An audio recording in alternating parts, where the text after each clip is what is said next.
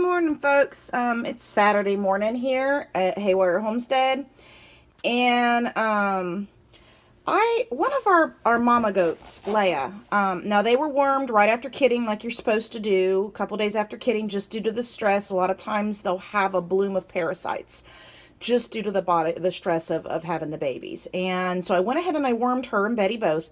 But I'm just not very happy with the way that Leia is looking.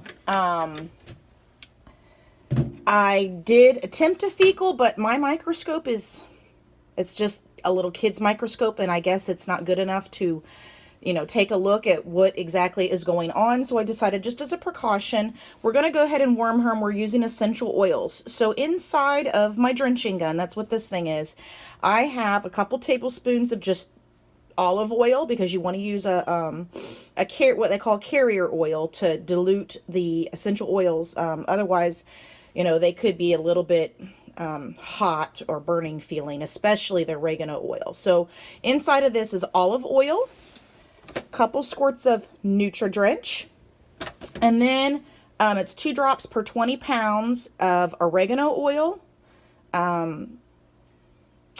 On Guard, which is a Doterra blend of oils, and then the last one is wild orange. So I have a couple of drops of each one of these. She's probably close to, she's probably around 75-80 pounds right now.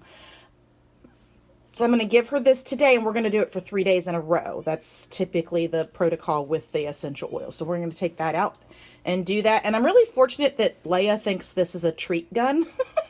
So when she sees this thing, she slurps whatever I have in it down. She absolutely loves it. I don't know why. So let's head on out, get the barn chores done, and get her taken care of. Good morning, ladies.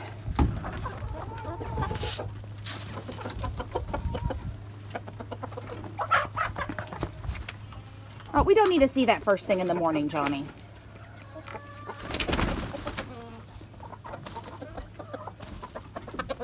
Throw them some corn, get them to wake up and get their butts out here. And then I'll give them their breakfast and their water. And I once again moved things around in the coop.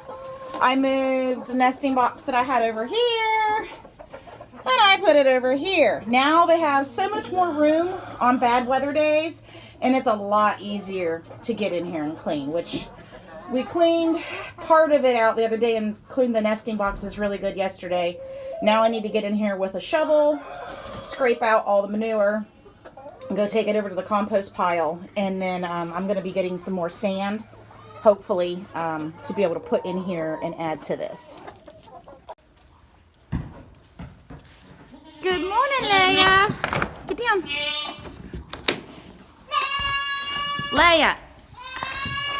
Come on, Leia. Come back in, Mama.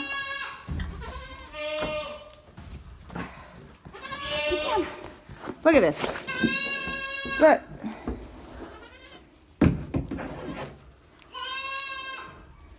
I'm telling you, the only goat I know. Yeah, I know. Now babies are trying to nurse and they're distracting you, huh?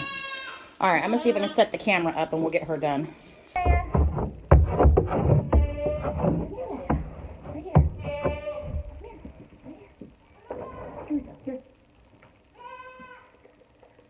Most goats would totally fight you on this, not this one.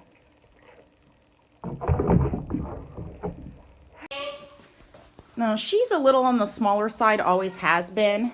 I don't know. Her backbone to me is just a little too obvious. So I've also added probiotics. I don't want to do too much at once. She's getting plenty of grain. She's getting alfalfa pellets because we don't have alfalfa hay. And then she gets all the grass hay that she could eat. Plenty of fresh water, apple cider vinegar in the water. The only other thing that I was thinking that I may need to do for her, and anybody else that has goats can let me know what they think, is that she's never been copper bolus, but I've never seen evidence that I would need to, where the hair loss on the tail and that type of thing. She's not acting sick, and her FOMACHA score is probably right around a 3, just in case anybody wants to ask me that. So I'm going to go ahead and get them fed, but I just wanted to show you guys how easy it is to do her with the drenching gun. Nobody else is that easy.